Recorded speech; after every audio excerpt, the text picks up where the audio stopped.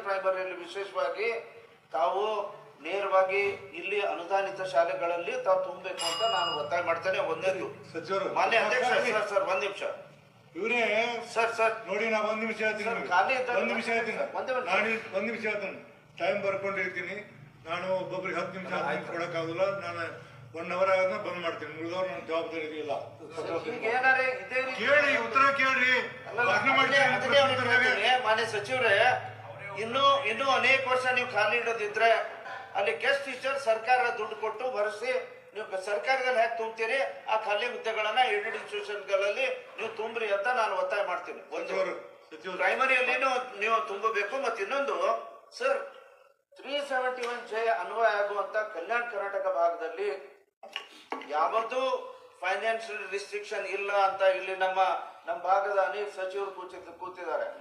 No financial ban is imposed in Kalyana Karnataka region ಅಂತ ಬಹಳ clear ಆಗಿದೆ.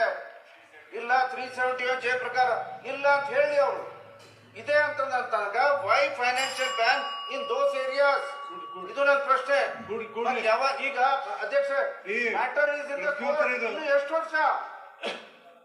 ಇನ್ನು ಎಷ್ಟು ವರ್ಷ ಯಾವಾಗ ತೆರವುಗೊಳಿಸ್ತೀರಿ? ಕೋರ್ಟ್ ಅಲ್ಲಿ ಒಳ ಮೀಸಲಾತಿ ಡಿಫ್ರೆಂಟ್ ಇದನ್ನ ಇದು ಹೀಗೆ ಮುಂದುವರಿಸ್ತೀರಿ ಅಂತ ನನ್ನ ಪ್ರಶ್ನೆ. ಉತ್ತರ ಕೊಡ್ಬೇಕು ಮಾನ್ಯ ಅಧ್ಯಕ್ಷರೇ. ಈಗ ರಿಕ್ರೂಟ್ಮೆಂಟ್ ಪ್ರೋಸೆಸ್ ಕಂಪ್ಲೀಟ್ ಆಗಿ ತಮಗೂ ಗೊತ್ತಿದೆ. ರಿಸರ್ವೇಶನ್, ಇಂಟರ್ನಲ್ ರಿಸರ್ವೇಶನ್ ಇದಕ್ಕೋಸ್ಕರ ಕಮ್ಮಿ ಆಗಿದ್ದು ಹೋದ ಸತಿ ಕೂಡ ಸೆಷನ್ ಅಲ್ಲಿ ಹೇಳಿರೋದು. ಈಗ ನಮ್ಮ BO DDP ಅವರು ಎಲ್ಲರೂ ಕೂಡ ಇನ್ಫಾರ್ಮೇಶನ್ ಕಲೆಕ್ಟ್ ಮಾಡಿ ಮತ್ತೆ ವಾಪಸ್ಸು ಆ ಪ್ರೋಸೆಸ್ ಮೋಸ್ಟ್ಲಿ ನಿಮಗೂ ಗೊತ್ತಿರ್ತದೆ. ಇದು 3/9/25 ನಾವು ತಗೊಂಡಿರ್ತಕ್ಕಂಥ ಮಾಹಿತಿಯನ್ನು ಆಲ್ಮೋಸ್ಟ್ ಅಬೌಟ್ 75-80% ಎಲ್ಲರೂ ಕೂಡ ಕೊಟ್ಟಿದ್ದಾರೆ. ಇದು 5-6 ಹಂತದೊಳಗೆ ನಡೀತದೆ. ಯಾವುದೇ ಥರದ ಫೈನಾನ್ಸ್ ಅಂತೂ ಕಾನ್ಸ್ಟೆಂಟ್ ಇಲ್ಲ.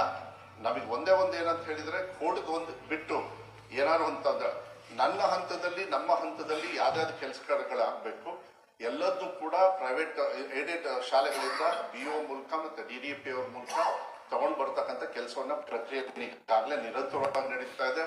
ನಾನೇ ಅದನ್ನ VC ಮಾಡಿಬಿಟ್ಟು ಎಲ್ಲ DDPSಗೆ BO ಅವರಿಗೆ ನಾನೇ ಮಾತಾಡಿದ್ದೀನಿ ಸ್ಪೀಡ್ ಅಪ್ ಮಾಡ್ಬೇಕಂತ. ಸ್ವಲ್ಪ ಸ್ಲೋ ಇತ್ತು ಇನಿಷಿಯಲಿ. ಅಬೌಟ್ 10 days ಬ್ಯಾಕ್ ನಾನೇ ಮಾಡಿದ್ದೀನಿ. ಮೋಸ್ಟ್ಲಿ ನೀವು ಮಾಹಿತಿ ತರಿಸ್ಕೊಂಡಿರ್ತೀರಿ ಅಂತ ಹೇಳಿ ಭಾವಿಸ್ತೀನಿ. ಇದಕ್ಕೆ ಯಾವುದೇ ಸಭಾಧ್ಯಕ್ಷ ಯಾವುದೇ ಕಾರಣಕ್ಕೂ ಸ್ಲೋ ಮಾಡೋದಿಲ್ಲ. ನಮಗೆ ಅವಶ್ಯಕತೆ ಇದೆ. ಅದನ್ನ ಪೂರ್ಣ ಮಾಡಿ ಅಟ್ಲೀಸ್ಟ್ ನೆಕ್ಸ್ಟ್ ಅಕಾಡೆಮಿಕ್ ಇಯರ್ ಒಳಗೆ ಇವ್ರು ಪಾಠ ಹೇಳ್ಕೊಡ್ತಕ್ಕಂಥ ವ್ಯವಸ್ಥೆಯನ್ನ ನಾವು 100% ನಾವು ಕೊಡ್ತೀವಿ ಅಂತ ಹೇಳಿ ವಿಶ್ವಾಸವನ್ನು ಕೂಡ ನಾನು ಸದನಕ್ಕೆ ನಾನು ಕೊಡ್ಲಿಕ್ಕೆ ಇಷ್ಟಪಡ್ತೀನಿ. ಇದಾಗುತ್ತೆ. ಯಾವುದೇ ಕಾರಣಕ್ಕೂ ಮಾಡೋದಿಲ್ಲ. ಸ್ಪೀಡ್ ಆಗಿ ಕೇಳ್ತಾರೆ.